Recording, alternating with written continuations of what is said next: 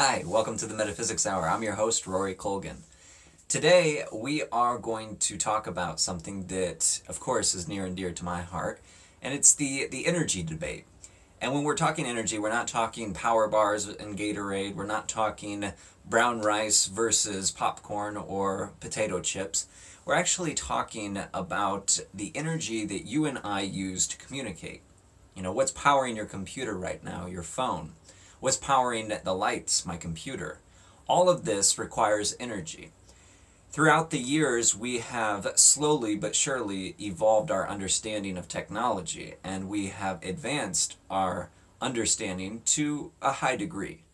Now, it's quite primitive if you would look at what is possible in terms of harnessing that which we would call free energy. But in this day and age, there is still a high degree of superstition around such an idea. People think that you're nuts if you're talking that free energy exists, or you're uninformed, or that you're somebody that lives in a fanciful world. Today, what I'd like to do is perhaps expose some of the metaphysical elements that need to be addressed in order for the energy debate to move on to its next phase, and to not just move on in terms of a debate, but to actually transform. I don't know if you listened to the car show, the 2015 car show, but there were plans released by General Motors to have a car very similar to a Tesla car, and a Tesla car is a electric car that can go roughly about 150 to 200 miles on one single charge. And this Bolt that GM is supposedly going to be releasing in 2017, or at least that's the projected date right now, is going to also be within a range of about 150 to 200 miles per charge. The difference between the Tesla and the Bolt is the cost. The cost of the car is going to be roughly around $30,000 once tax incentives are selected. So that's pretty exciting from an electric standpoint. But then you have to think, well, what powers the car? What charges the car? Well, in my particular area of the world, it's fired by coal plants. There are a lot of coal plants on the Ohio River, and these coal plants are essentially that which create the electricity. They create the generating power, and then that generating power is transferred through the lines. I happen to live on a farm that has a dozen solar panels, so during today, like right now, we are partly being powered by solar means. This is an exciting thing, but it's also something that not a lot of people know too much about, and they think that the solar power, one, is inefficient, two, it's bulky, three, it's inconvenient because you have to do certain things that are not just like calling the power company and having the energy power switches flipped on. So it's a little bit different, but in all of our existence, trailblazers often experience more resistance and more hardships. Just think about if you were walking through a prairie, say like a native prairie of Illinois. Well, the prairie grasses were roughly about 6 feet high, so if you're the one in front of the line, if you're blazing the trail, you are going to have to knock down all of those plants to make that trail. And then those people that come after you, whether they're friends or family or actually your children, they're going to have a little bit easier journey. Unless, of course, they want to be a trailblazer and then go off your path, and then they'll run into the same thing. So it's normal, it's natural for us to have these problems. Again, one of the things that right now in the debate is that most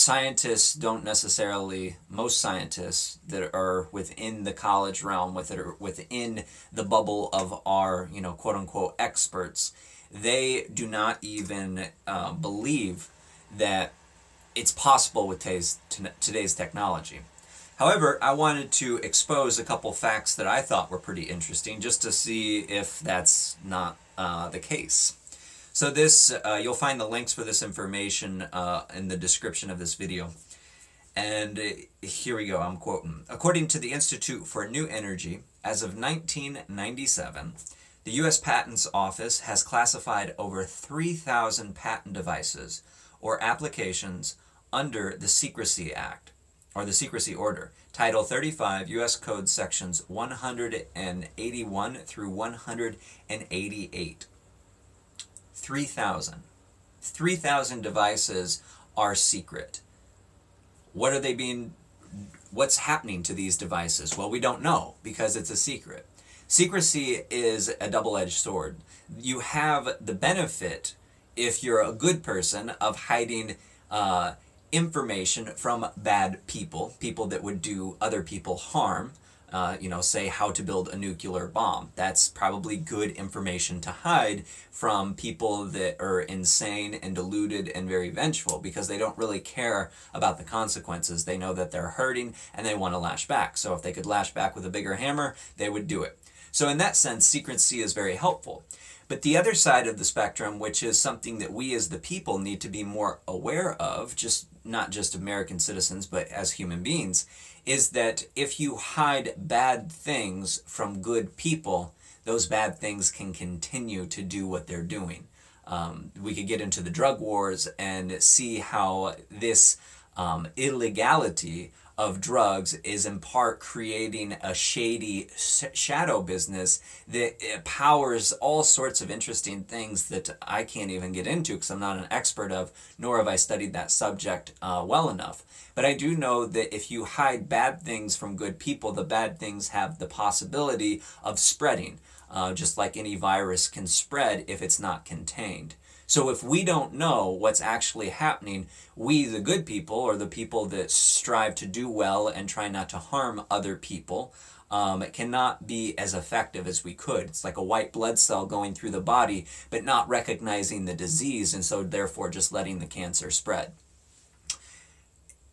Then this quote goes on to say, the Federation of American Scientists revealed that by the end of the fiscal year of 2010, this number had reached 5,135 inventions, and included review, get this, and possible restriction on any solar cell with greater than 20% efficiency, or any power system that is more than 70 to 80% efficient at converting energy. So we're not even talking free energy. We're talking that some of these documents have been classified because they have a greater efficiency rate than 20%. So that means right now solar panels roughly collect about 20% of the energy available to them by the sun's rays. So, they're out there shining in the sunlight. Well, they're only going to be able to collect 20% of that energy, which means you need to have more of them in order to collect enough energy to power your house, to power all the things that we use on a day-to-day basis. Imagine if you had 70 to 80% efficiency. You would use, basically less solar panels and have more energy, which would save you as a consumer, but not necessarily help, say, the coal industry or the natural gas industry or the nuclear industry. So you see that there are some vested interests that don't want energy to change. They like the petrochemical industrial complex. And therefore, we as the people need to be trailblazers. We need to say, well, how can I get free energy? How can I get more efficient energy? What's more sustainable? And, more than likely, there's a device that can create free energy that's been blacklisted. In other words, a device that has already been proven to work that could create energy just based upon the electromagnetic field and existence and the quantum level of reality. And it could be stored in everybody's basement. You would never have to think about it, and it would provide free, clean energy to everybody on the planet, which would eliminate so many of the problems of our world. But then you have the flip side of that, where, again, what happens if somebody that's very vengeful and not thinking clearly and very violent, somebody that's caught up in that violence virus that we've talked about, and very affected and disturbed and, very unhealthy, they could take something that's perhaps free energy and create a weapon out of it, which would create greater and greater harm. So, in short, the main thing that I wanted to share with you is that in order for us to get free energy, and heck, even just more efficient energy that's on the renewable means, we have to end our violence towards one another so that when this energy is available, we don't use it to cause harm to other people. So again, we have to learn how to reach acceptance, tolerance, And as we reach tolerance of other people and their beliefs, as we reach acceptance of ourselves and who we are, as we reach respect for other life, then we stop, fighting so much as animals fight for terrain.